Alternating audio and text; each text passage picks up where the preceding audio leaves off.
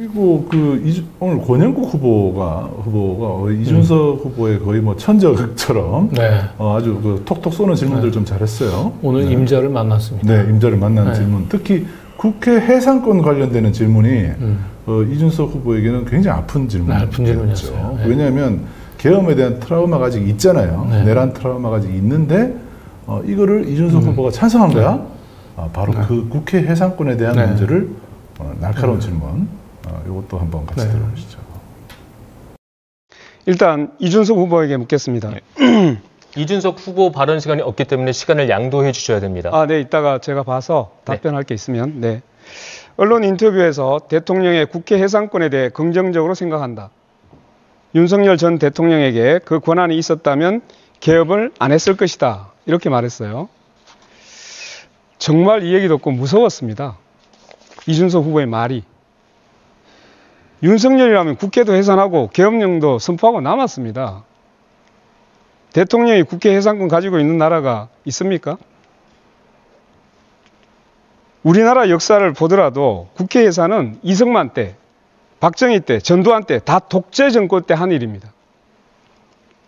이준석 후보의 이 얘기는 독재 정권으로 돌아가자는 얘기로 들려요.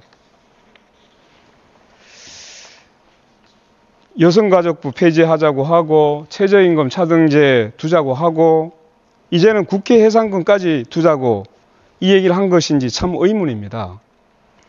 아니 왜 저는 매우 이준석 후보가 전도양양한 저는 정치인이라고 봤는데 이 나쁜 정치만 자꾸만 제도화하려고 하는 거나 아니면 이런 걸 옹호합니까? 40대 윤석열을 보는 것 같아서 매우 유감입니다. 자중해 주시면 정말 좋겠습니다. 답변 시간 주시겠습니까? 네네, 한 10초만 드리겠습니다. 10초 갖고는 안 되겠죠. 20초 드릴게요.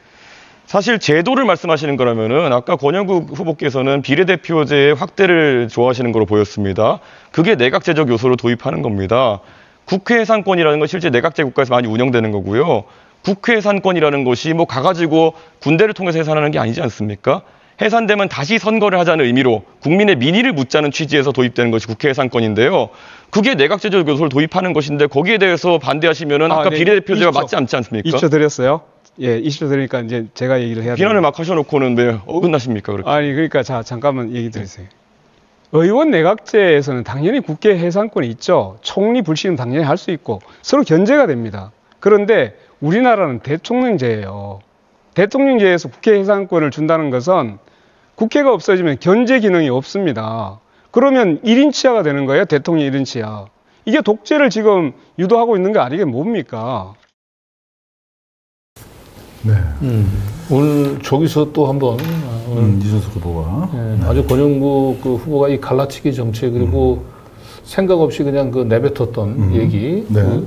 윤석열한테 국회 해산권이 있었으면 계엄을 일으키지 않았을 텐데 이런 뜻없이 생각 없이 던졌던 얘기 때문에 오늘 아주 권영국 후보가 마음을 먹고 아주 회초리를 제대로 쳤습니다. 네, 이준석 후보의 또 어동지동 또 답을 네, 내각제 얘기를 갑자기 꺼내고 자기가 그래서, 얘기한 국회 해산권은 의원 내각제 하에서 뭐 얘기를 했다가 다시 한번 권영국 후보에게 뿌려 맞았죠. 다시 또 한번 후려. 네.